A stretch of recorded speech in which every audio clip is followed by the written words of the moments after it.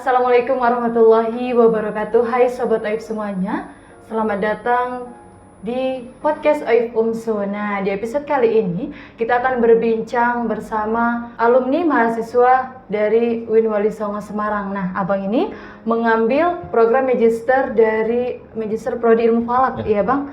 Nah, mungkin boleh bang, sebelum kita mulai nih beberapa pertanyaan dari Sobat Aib sekalian, mungkin abang boleh sampaikan sedikit riwayat hidup abang, riwayat pendidikan, sampai abang bisa S2 sampai sekarang ini. Ya, perkenalkan nama saya Fadli Rahmadi, saya berasal dari Portiwijaya, Padang Lawas Utara. Setelah SD saya sekolah di pesantren selama 6 tahun, dan di pesantren kemarin ada program beasiswa dari Kemenak RI, program beasiswa santri berprestasi. Kemudian saya mengikutinya dan alhamdulillah lulus di UIN Wali Songo Semarang, jurusan Ilmu Falak. Nah, setelah lulus S1-nya saya langsung mengambil magisternya, S2-nya gitu. Nah, perlu nih sobat tahu, ternyata abang ini namanya Abang Fadli Rahmadi Siregar. Nah, warga Siregar abang ini dari Padang Sidempuan ya bang? Iya, putra Sumatera. Iya, mungkin boleh saja nih langsung ya bang kita ke pertanyaan pertama. Mungkin bisa abang ceritakan mengapa abang tertarik mendalami ilmu falak hingga sampai ke jenjang magister. Mungkin boleh sampaikan ke sobat Aib sekalian. Oh ya. Yang pertama saya tertarik dengan ilmu falak itu karena ilmu falak ini sudah jarang khususnya di daerah Tapanuli bagian selatan, sangat jarang. Bahkan pondok pesantren yang masih mengajarkan ilmu falak itu hanya di pesantren Nabundong, itu pun tidak masuk kurikulum kelas, cuma program tahunan. Setiap puasa dia ada talaki ilmu falak begitu. Jadi karena makin jarangnya ilmu falak ini, saya tertarik untuk ikut mengambil ilmu falak ini untuk ya belajar seperti apa sih ilmu falak ini begitu. Karena saya juga suka hal-hal yang menantang gitu. Ya begitu. Pesantren Nabundong tadi itu di mana itu bang? Pesantren tempatnya itu di Nabundong, nama daerahnya Nabundong, Nabundong di Padang Lawas Utara. Padang Lawas. Oke. Mungkin dari beberapa informasi yang saya dapatkan ini ya, abang katanya lulusan terbaik di Prodi Ilmu Falak, Magister, program Magister di UIN Wali Songo.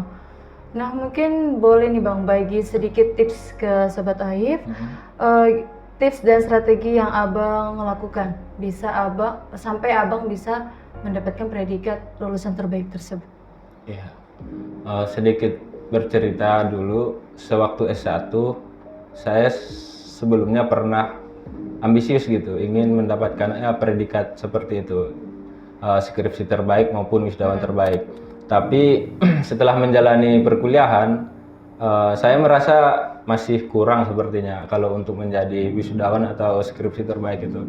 Nah, di S2 sekarang itu saya tidak terlalu fokus dengan hal-hal untuk mencapai predikat-predikat tersebut. Jadi saya menjalani perkuliahan dengan normal, saya belajar dengan teman-teman, lebih banyak belajar dengan teman-teman di Semarang, dan kemudian di S2-nya kemarin itu saya dapat beasiswa juga dari Kemenak, pertukaran pelajar, Merdeka Belajar gitu. Jadi saya kemarin ke Tunisia untuk belajar 1 semester gitu.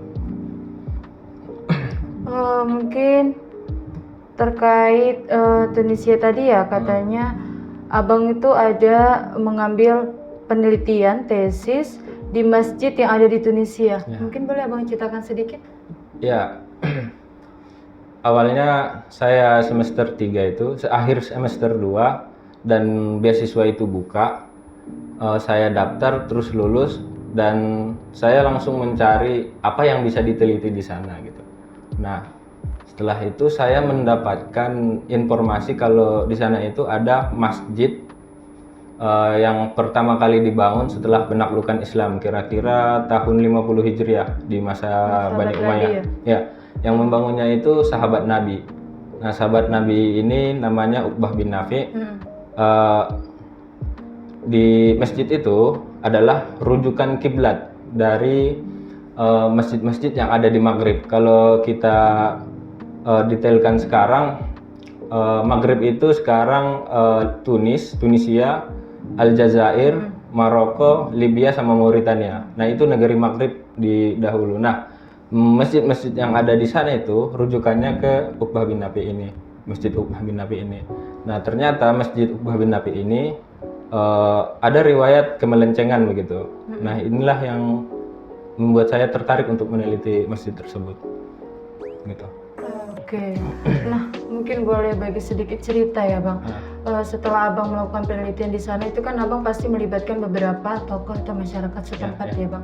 Nah, bagaimana tanggapan mereka setelah Abang melakukan penelitian mengukur arah kiblat ya, Bang, di sana? Nah, itu gimana tanggapan masyarakat setempat atau tokoh-tokoh masyarakat setempat? Ya, di sana saya mewawancarai beberapa tokoh. Yang pertama itu imam masjidnya. Kalau dari imam masjid sendiri, beliau sudah tahu kalau kiblat ini ada riwayat lenceng begitu. Jadi beliau tidak terlalu shock begitu, tidak terlalu kaget dengan berita yang penelitian yang saya sampaikan. Tetapi beliau berkeyakinan bahwa kiblat ini udah paling sahih di negeri Maghrib dan tidak perlu dirubah karena melihat maslahatnya nanti takutnya masyarakat di sana itu malah tidak suka dengan penelitian seperti itu karena meragukan kewalian atau status sahabatnya Nabi begitu. Nah, di lain sisi di lain waktu juga saya mewawancarai sejarah kota Kairouan itu. Masjid ini kan tempatnya di Kairouan itu namanya. Nah, beliau juga seorang imam masjid. Pernah imam masjid juga di Jami Uqbah itu. Kalau itu agak apa ya namanya? Sedikit mempertanyakan kayak kamu ini siapa? Bukan ahli fikih, bukan ahli cuma peneliti begitu. Nah, jangan-jangan kamu kayak seperti peneliti orientalis begitu. Untuk mentaskik, taskik itu meragukan kualitasnya Uqbah begitu sebagai seorang sahabat Nabi begitu. Terus yang paling moderat lah itu jawaban dari ahli falak di Tunisia, Dr. Sufyan Kamun waktu itu. Beliau itu menganggap bahwa memang kemelencengan ini sepertinya perlu dirubah. Cuma kalau untuk merubah struktur masjid tersebut itu sangat mustahil. Mungkin nanti bisa dirubah arah sopnya saja di dalam gitu. Berarti itu tindakan dari tokoh setempat ya? Iya, tokoh setempat. Oke, kita lanjut ke pertanyaan selanjutnya. Pasti ada ya, Bang, kegiatan Abang selama kuliah itu di bagian akademik dan non akademik. Ya. Pasti ada ya. Nah, itu gimana Abang membagi waktu antara kegiatan yang non akademik dengan yang akademik? Kalau saya membagi waktu itu, yang saya lebih dahulukan itu prioritas. Ini seperti kuliah, semisal nanti ada jadwal kuliah, terus di lain sisi ada kegiatan non akademik, semisal diskusi dan sebagainya, itu saya lebih mengutamakan kuliah dulu untuk ya sebagai kewajiban aja gitu. Benar. Mungkin masih di seputaran tips and trick dari Abang ya. Selanjutnya bagaimana tips manajemen waktu nih? Manajemen waktu belajar versi Abang sehingga bisa meraih prestasi.